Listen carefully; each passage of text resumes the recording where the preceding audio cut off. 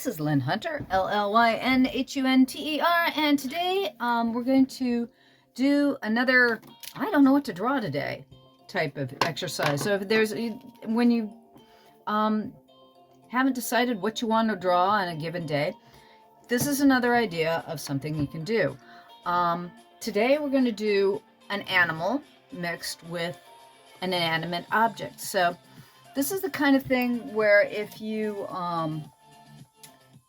you don't want to know what to draw, pick an animal, any animal, say a pig or a horse or something you feel comfortable with drawing, or like I'm doing, I've got a little piece of stock here. I have a lot of magazines. I grew up in the age where magazines were everywhere, and I used to basically get any magazine I could and tear them apart, and I have what is known as a morgue. Basically, when you tear apart a magazine and you file them, you'd put them in a bunch of files together, and they used to call that a morgue when you did illustration.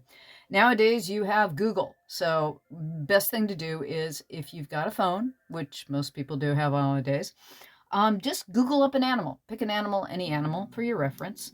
Like I said, it's easier for me to show you this, so I'm going to use a snail here. And then pick an inanimate object. Go to Amazon, you know, just type in cooking utensils, or I don't know, just anything. Just look through a search online and just find an inanimate object. So you pick something that's living and something that's not living and put them together and come up with a new critter. I decided I really like the snail, and I'm going to use the tires on this. It's a old, Jesus, a 1970s Jaguar. But I might even use the headlights on him for the heck of it. We'll see what we're going to do here. But again, we've got this nice shape of a snail and his antennas and stuff. And the car wheel. Now you could do this, like, say, do something ridiculous, like do a horse in a blender. Or you could do a number of things. But today we're going to use a snail. So I'm going to start. And we're going to just use this one area. So I'm not going to do any thumbnails around. We're going to go straight to finish, and I'm just going to play around with it. And with the general idea of it, with a snail, this particular snail is what's known as a nearite snail. My mom used to own a seashell shop, believe it or not, and she used to make seashell jewelry. So it's like I've been around snails and seashells and what have you a good part of my life. So, I mean, a snail shell's pretty easy. It's just, as you can see, this is a spiral form. So it's like the spiral goes round and down and down and down and down. And then with the lip of this snail shell will come out this way. And then this one's striped. We can put some stripes on it. So you'll notice I'm keeping everything really loose. The way I draw is I have a tendency to be very sketchy when I start out my drawings. I'm not really overly concerned about where I'm placing a lot of stuff. I'm just kind of putting everything in a nearness of shape, so you'll get these skittery lines from me. Now, we want to give it a wheel. I'm going to give it a I was thinking about, giving it 2 wheels. Do I make it a uni-wheel or 2 wheels? And how big do we want this wheel? I kind of want it underneath the snail shell here, and I'm thinking maybe, yeah, that's what I'll do. We're going to do a single wheel, and we're going to use this snail's body kind of like a hub for a tire. So we're going to give it a mono wheel here. And this, with the wheel, you got to remember, it's basically a circle, right? So we're looking this one. That was a 3/4. Let's do the 3/4 view there. Since I've got the reference material, let's kind of use it. I was drawing the tire to round. If you want to narrow up your tire, one of the ways, if you want to put things in perspective, put a cross down so you know which direction things are going back in space. So if it was going back that way, so on a diagonal, and like this will be the center of the tire, and it'll be a little bit, you'll see if you were drawing the same sort of cross here and here. So you can see that there's a bit of it's more like an oval rather than a circle, because we're looking at it in perspective, right? And we're going to bring it in a little bit, and you'll see these rings here, when you pull, like there's a hubcap here, and as you take this hubcap and you pull it tighter to this side, this part of space looks deeper, and these lines get closer, so we'll give it a little bit of a hub. So we'll pull those lines closer that way in space. And the thing is that one of the things I've said before, if you can draw a circle, you can draw anything. Circles are very difficult to draw. Don't let anybody fool you thinking that, oh geez, circles should be easy. No, circles and lines are not easy things to draw, especially if you're trying to do relative placement in space. So okay, so here's this my cross here, and you'll notice I'm taking these lines and I'm pulling them closer together here and farther away there, and that's how we'll get a feeling of like there's a hub there.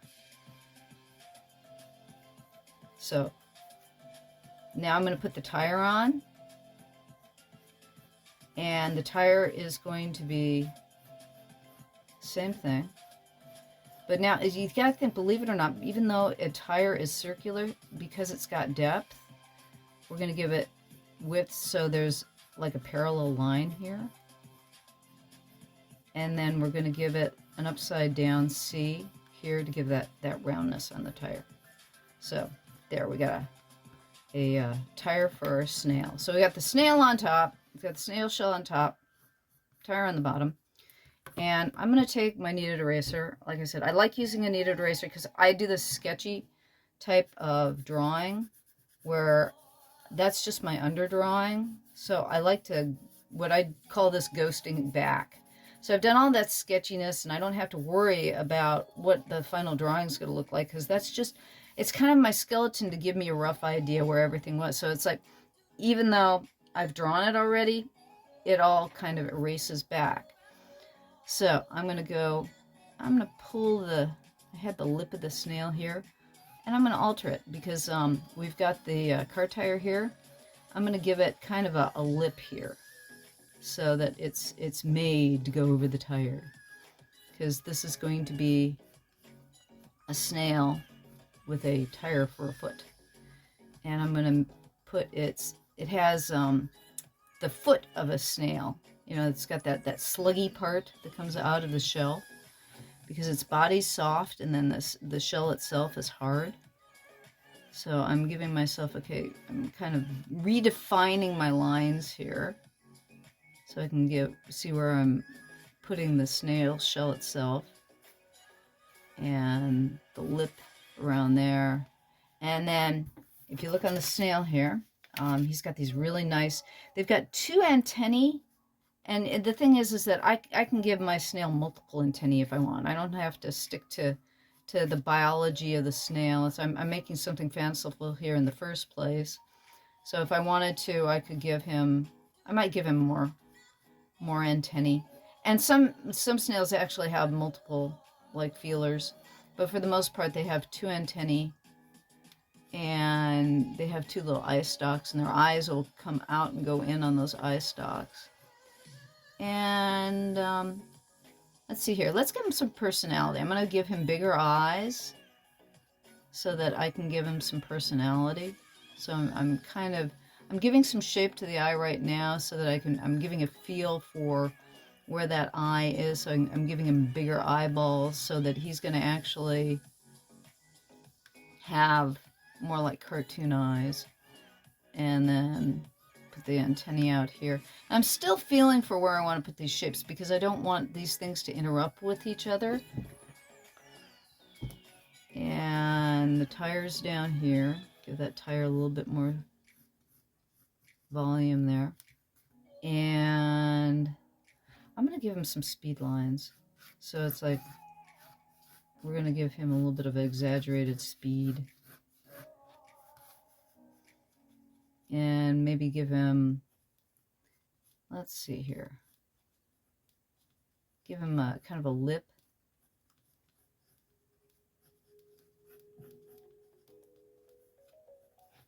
There we go. Okay, so this is the basic the bottom of my drawing. It says, so I've got my basics down now with my rough. So I've got my snail here. Let's get the tire a little bit more detailed in here. And this is fantasy, so it's like nothing has to be absolutely accurate. Nobody's gonna pull out a ruler and measure and see, oh, did you do everything actually the way it should be, or have you got everything far enough in or far enough out? If you wanted to be more accurate, you could. That's, you know, it's purely up to you. Some people are more precise in their drawings, some people are less. So I'm going to have speed lines going there. We got our snail shell here. We got indication for eyeballs. And that's basically my underdrawing. Now, I have got 3 micron pens here. I've got a 0.5 or 0.5, a, let's see if you can see, a 0.1. Bring those up to camera. 0.1. And this is a 10. So this is a really fat one. This one's got a relatively fat tip. And the other ones have relatively small ones. I'm going to start with the 5. And I'll go back in with the 1 to clean things up. Or the 10 to clean things up. And the 0.1 to do finer detail. But let's see here. I'm going to do his eyes first. Because usually the eyes are the window to the soul, and you want to get some personality in your drawing. Usually do the eyes first. Let's see here. I'm going to give him a little bit of a, be looking that way. And give him a little bit of a brow. So it's like he's going to have a bit of a determined look down his face. So you have a diagonal line down to give him a little bit of an intense look. And okay, so we have 2 eyes. So we've got the circles for the eyes, and they're on the stalks.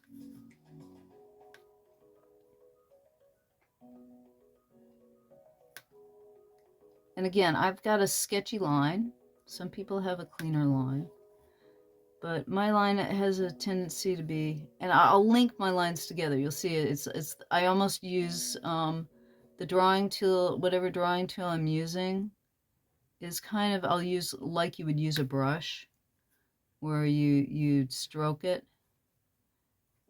And everybody has a different way of utilizing their tools. And this is just mine.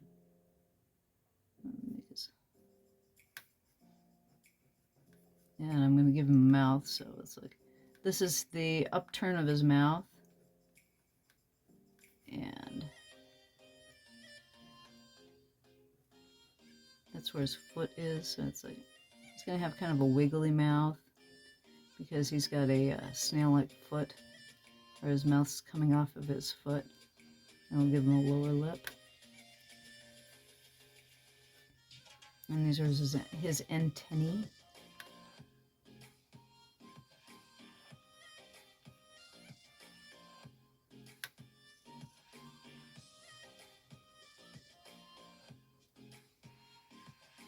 There we go.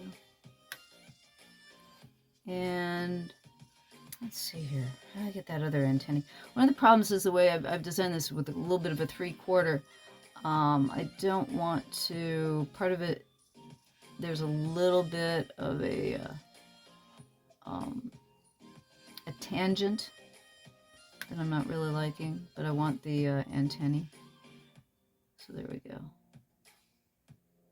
So it's like I'm trying not to touch that other eye, and I got the one, excuse me. My throat's a little cloggy. Anyways, I've got that one eye a little bit close. There we go. Get this eye a little bit bigger. There we go. Like I said, when you give eyes, like especially Google eyes like this, when you've got a ball inside of a ball, that little black dot inside of a of an open dot, you give some interest and personality to your character. There, give him extra lip there. Okay, and then I'm gonna, and snails have a bit of like a scaling or patterning on their foot. So I'm gonna give them some scales. And I'm doing a little bit of detailing while I'm actually doing the drawing itself. So it's like while I'm doing this outline, I'm also throwing a little bit of hatching or other detail down. Let's see here. And this was the snail shell itself.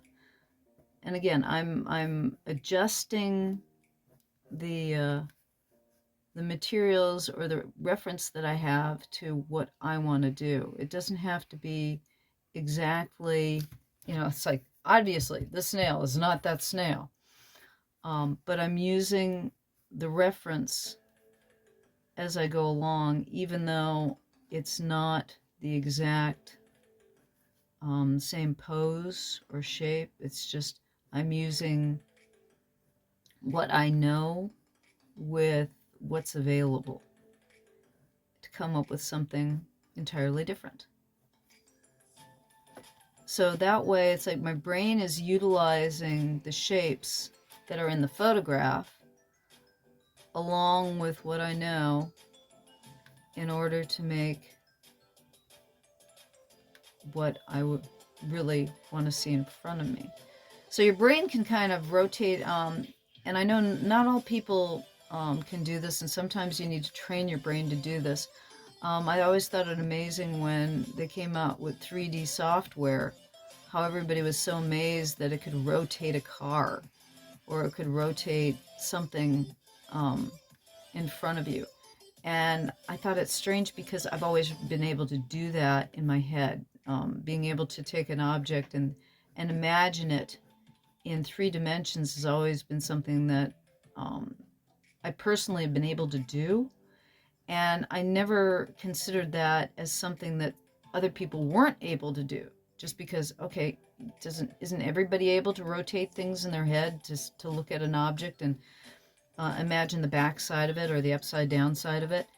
And I didn't find out until later in my life that, oh, that's not something that everybody can do. And it's sometimes something that you have to be trained to do. And you can train, I think you can train yourself to do it. I shouldn't say that. Like I said, as an artist, that's one of the things that you either develop or you're able to do. It's kind of like having a very good memory. One of the things as an artist that helps is if you have a good visual memory. Now I'm going to I've taken some of these lines and I'm giving them in the direction of the snail shell, just like they are on this snail shell. But it also adds volume to what you're drawing. So along with it being a design on the snail shell, it also gives extra volume to the snail itself. So while I'm drawing this funny character with his wheel, actually I should have him. I'm gonna take his foot and bring it down here so that it looks like part of his body is holding the wheel in place. There you go. Kind of an afterthought, but yeah, let's do that.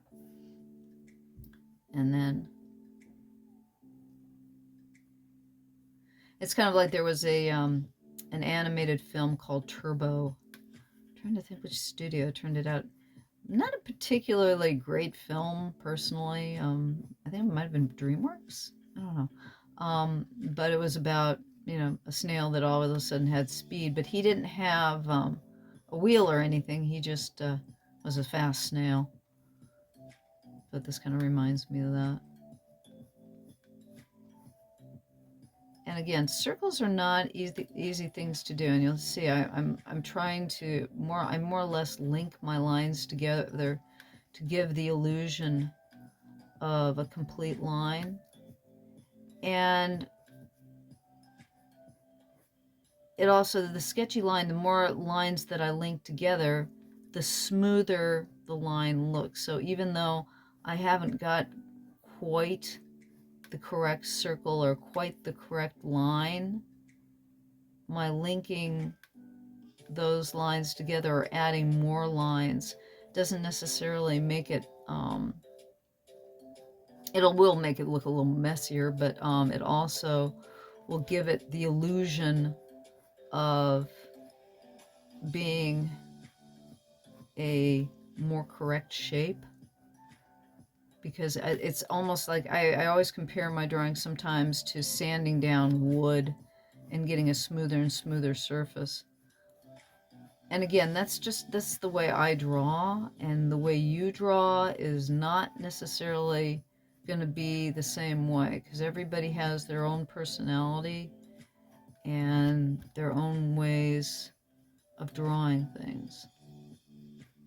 And this just happens to be mine. So there we have, we've got basically that's, been a little bit off kilter there. But this is basically our snail with a wheel for a shell. Now what I'm going to do is I did that with the 05. I'm going to come back in with the 10 and just give it a heavy outline. So now you can see I'm doing less sketchy, and I'm digging into the paper here in order to keep a smoother line. I don't have a real stable hand, so I have a tendency to have a very heavy hand. So I'll really, like right now, I'm really pressing into the paper to get that nice heavy clean line. And it compensates for my my sketchy line. So it's like all that sketchiness kind of disappears under the heaviness of this thicker pen.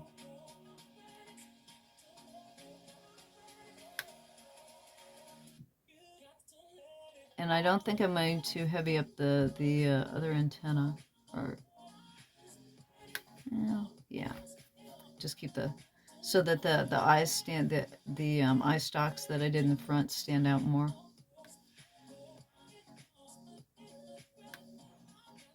There you go. And then what I'm going to do in another video is I'll paint this. And I'm thinking I might do him with liquid acrylic, because I want him with brighter colors. Watercolor is really nice to play with. I can never seem to get, the problem with watercolor is it's not as intense as something like liquid acrylic or markers. The problem with markers is that they're very fugitive. They will die after a period of time. I mean, especially if you leave them out in the light. Or if you leave a marker work out in light. I'm not sure how long they can. It all depends on the company, I'm sure. How fugitive means if you set something out in the light, how much it will fade, or how long before you can like leave it hanging on the wall before it'll fade to nothing. There we go. And you can see now, well, I'm heavying up the lines, even though some of them are still sketchy, and the sketchiness gives a little bit of extra volume to it too. So what I'm going to do is I'm going to take that 5 again, go back in, and this 5 it's not as quote-unquote juicy as it was when I originally opened it, so it's giving me a little bit of texture to my line as well. Whereas the 10 was not was more juicy, and it's thicker. So I get the thicker lines with the 10. Here I'm just I want some texture and get some volume by adding some extra line work. This is known as, technically this is hatching. And if I were hatching across, it would be cross hatching. Let's see here. What do I want to do with the wheel? Let's just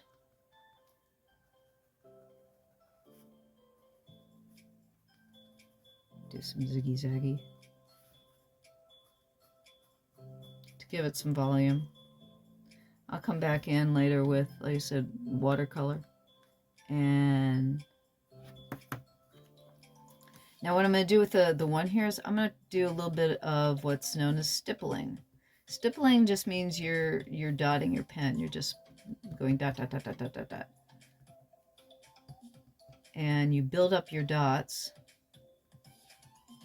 to give a density of value.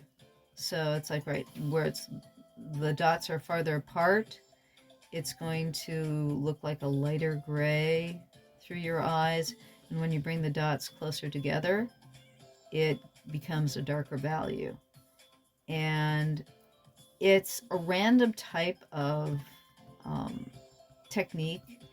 You know, you just kind of tap, tap, tap. You can see what I'm doing. I'm just tapping it out here. And it takes a little bit longer than hatching, and it's very random, and you have to kind of get used to it because you might have too many dots in one area and too few. But if you're doing small dots like this, it really doesn't matter much. You'll get the hang of seeing, okay, where is there some area that needs more stippling and where is there some area that needs less stippling. And this is really good when you want a more gradiated tone rather than when you're doing fixed lines. I think I'll go through with some lines too, but I wanted to give a little bit of a dusty feel. It's great for giving the illusion of dust, or just detail in general. Whenever you want to give something a feeling of more detail, add lines. Just, add lines. Like I've added the cross hatching and what have you. So I'm going to take this and I'm just going to give it kind of whooshy lines, following the same flow of where the dots were.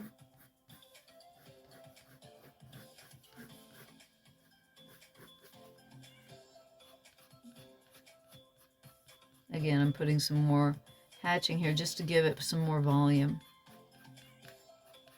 So it feels like you've got some solidity to the shell. And then, like I said, when I'm all done with it and I add some paint, then there'll be some more volume and texture and it'll look cooler. And I'm just going to do some just parallel lines underneath it to give it the feeling of it's got a shadow. And the reason why I'm doing that is kind of to nail it to the ground.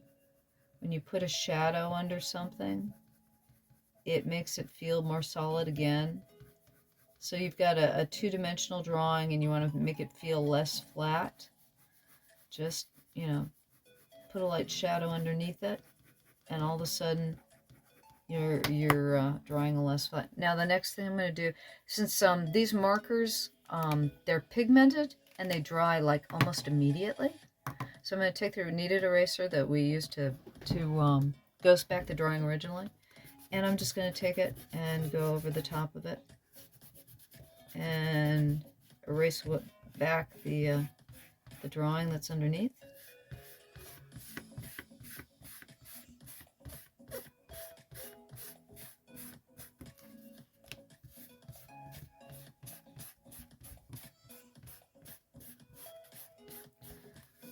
And there, we have a silly cartoon snail with a wheel.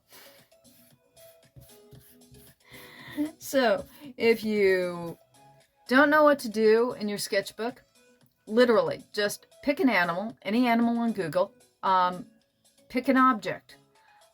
How about a dog in a coffee cup?